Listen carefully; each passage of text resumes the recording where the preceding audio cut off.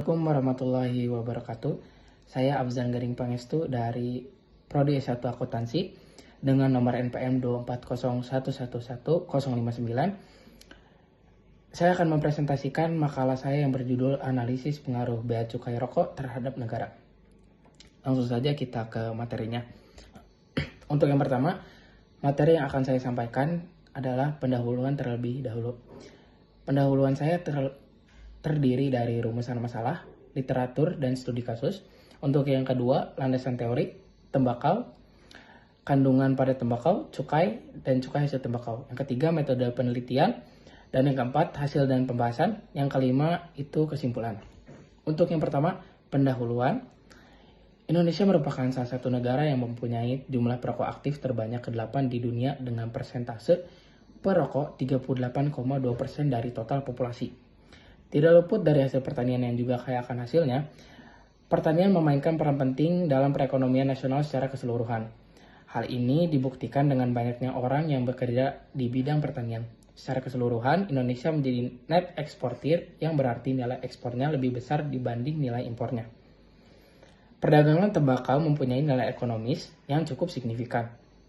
Tembakau termasuk salah satu produk ekspor yang penting di Indonesia karena jumlah pengguna dan sudah memberikan kontribusi yang cukup baik untuk negara. Bahkan nilai ekspor tembakau di Indonesia pada tahun 2024 mencapai 106.321.000 US dollar. Beberapa negara yang dituju oleh Indonesia untuk diekspor diantaranya adalah Amerika, Belgia, Rusia, Jerman, dan Belanda. Tetapi ekspor tembakau ini pun cukup berdampak pada perdagangan dan bea cukai yang ada di Indonesia. Pengaruh bea cukai rokok terhadap bea cukai yang ada di Indonesia ini cukup menarik untuk dibahas. Karena dari segi kesehatan rokok kurang diperhatikan, tetapi dari segi ekonomi, produksi dari industri rokok mempunyai andil yang sangat besar. Gambar 1,1 memperlihatkan rata-rata kenaikan tarif cukai rokok satu dekade terakhir di Indonesia. Mulai dari tahun 2012 sampai tahun 2024 berdasarkan data tim riset IDX Channel, yang dimana 2012 merupakan puncak kenaikan tarif cukai rokok yang ada di Indonesia. Di sini diperlihatkan gambar 1,1 merupakan rata-rata kenaikan tarif cukai rokok satu dekade terakhir dari mulai 2012 sampai 2024 yang dimana puncaknya terdapat di tahun 2020. Lanjut ke rumusan masalahnya. Untuk rumusan masalah, berdasarkan latar belakang yang sudah saya sajikan, masalah utama yang akan dijawab dalam analisis ini adalah bagaimana dampak bea cukai rokok terhadap perokok yang ada di Indonesia. Pertanyaan ini akan dijawab melalui analisis data yang sudah saya buat. Lanjut ke literatur dan studi kasus. Berdasarkan penelitian yang sudah dilakukan pada tahun 2023, dapat dikatakan bahwa kenaikan ekspor tembakau Indonesia mempengaruhi penerimaan bea cukai negara tujuan ekspor. Kebijakan perpajakan dan perdagangan bebas yang diberlakukan oleh negara tujuan ekspor dapat mempengaruhi harga jual dan permintaan pasar. Meskipun kenaikan ekspor, tembakau dapat memberikan dampak positif pada pertumbuhan ekonomi dan kesejahteraan masyarakat. Namun, peningkatan produksi tembakau juga dapat menimbulkan dampak negatif pada kesehatan masyarakat. Selain itu, perubahan kondisi pasar tembakau global dan kebijakan perdagangan internasional juga dapat mempengaruhi kenaikan ekspor tembakau Indonesia dan penerimaan bea cukai negara tujuan ekspor. Oleh karena itu, perumusan kebijakan yang tepat dan efektif perlu dilakukan oleh pemerintah Indonesia dalam menghadapi perubahan pasar global. Lanjut ke landasan teori. 2,1 tembakau. Tembakau merupakan tanaman semusim yang tergolong tanaman perkebunan. Pemanfaatan tanaman tembakau, terutama daunnya, yaitu untuk pembuatan rokok. Nicotiana tabacum berwarna merah jambu sampai merah. Mahkota berbentuk trompet panjang, daun berbentuk lonjong dengan ujung meruncing, letak daun pada batang vertikal, merupakan induk dari rokok. Tembakau dan panjangnya sekitar 120 cm. Kelopak bunga Nicotina rustica berwarna kuning, bentuk daun bulat, ujung tumpul, dan posisi daun agak menggantung pada batang mendatar. Tembakau ini berupa akar cerutu dengan tinggi sekitar 90 cm. Cahyono 1998. Kandungan pada tembakau. 2,2. Kandungan pada tembakau tidak seperti tanaman lain. Tanaman tembakau terutama digunakan untuk membuat rokok. Asap yang dihasilkan memberikan kenikmatan bagi perokok. Dari 2.500 komponen kimia yang teridentifikasi, beberapa komponen mempengaruhi kualitas asap. Tembakau berkualitas memiliki aroma yang menyenangkan, mudah diserap dan menyegarkan, dan tidak memiliki sifat negatif seperti rasa pahit, pedas, dan menggigit. Zat-zat yang mempengaruhi mutu tembakau dan asap adalah SO 199. Nomor 1. Senyawa nitrogen, nikotin, protein. Nikotin adalah senyawa organik khusus yang terkandung dalam tembakau. Ketika dihisap, senyawa tersebut menyebabkan rangsangan psikologis pada perokok dan menjadi kecanduan. Asap mempengaruhi sulitnya menghirup nikotin. Semakin tinggi kandungan nikotin, semakin sulit rasanya untuk diserap. Sedangkan rokok yang rendah nikotin rasanya lebih ringan. Protein tersebut membuat berasa sangat pedas dan menggigit. Sehingga selama proses pengolahan senyawa ini harus dipecah menjadi senyawa lain seperti amida dan asam amino. 2. Senyawa karbohidrat, pati, pektin, selulosa, dan gula. Pati, pektin, dan selulosa merupakan senyawa berenergi tinggi pada yang mengurangi aroma dan rasa, sehingga harus dipecah menjadi gula selama pemrosesan. Gula berperan dalam mengurangi berat rokok yang diisap, namun pada kadar yang terlalu tinggi menimbulkan panas dan iritasi pada kerongkongan dan membuat tembakau mudah menyerap uap air, sehingga lembab. Keseimbangan gula dan nikotin dalam asap menentukan kenikmatan rokok untuk merokok. Yang ketiga, resin dan minyak atsiri. Getah daun yang berada dalam bulu-bulu daun mengandung resin dan minyak atsiri. Dalam pembakaran akan menimbulkan bau harum pada asap rokok. Yang keempat, asam organik. Asam organik seperti asam oksalat, asam sitrat, dan asam malat membantu membakar dan memberikan rasa asin segar. Yang kelima, pewarna, klorofil hijau, xanthofil kuning, karoten merah.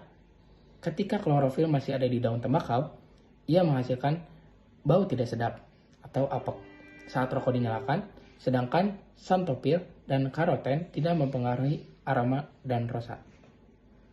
2,3. Cukai.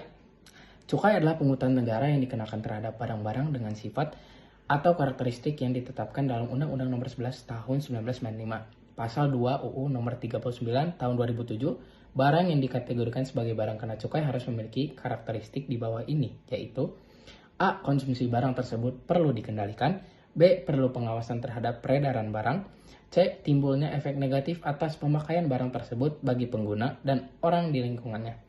Untuk keadilan dan keseimbangan perlu adanya pembebanan pungutan negara. Waskita Arya Kidung 2020. 2,4. Cukai hasil tembakau.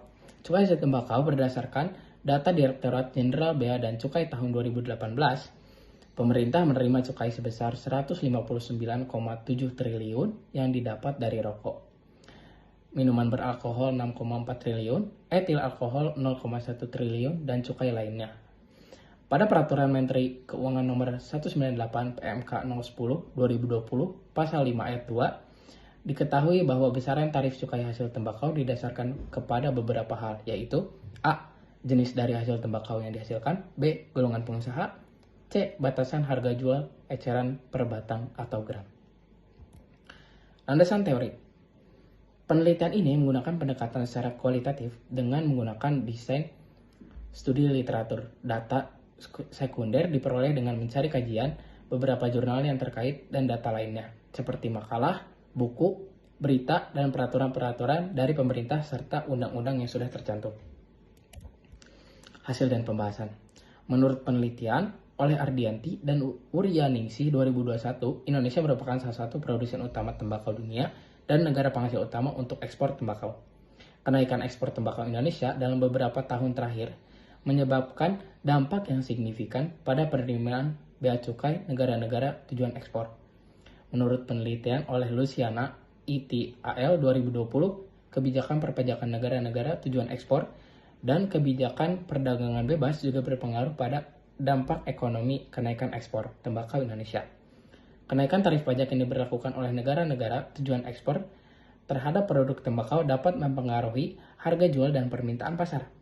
Penelitian oleh Azmi et al. 2020 menunjukkan bahwa kenaikan ekspor tembakau Indonesia terhadap negara-negara tujuan ekspor memiliki dampak positif pada kesejahteraan masyarakat dan pertumbuhan ekonomi.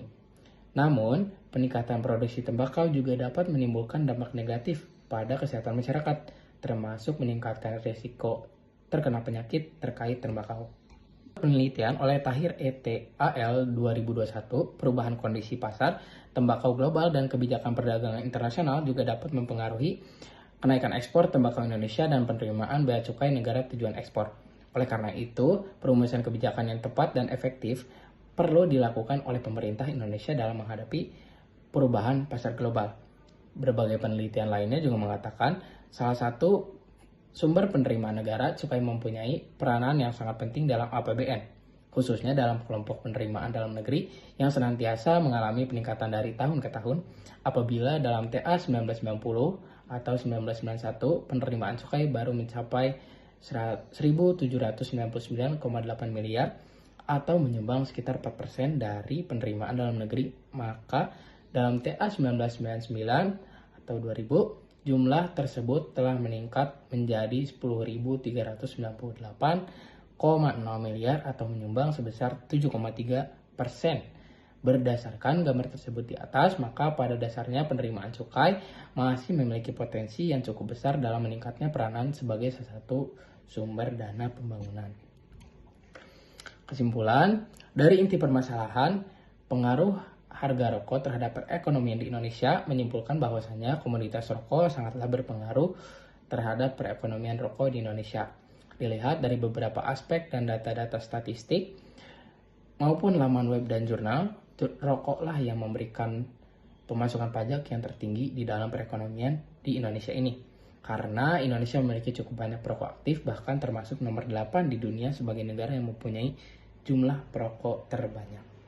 Terima kasih. Sekian dari saya. Assalamualaikum warahmatullahi wabarakatuh.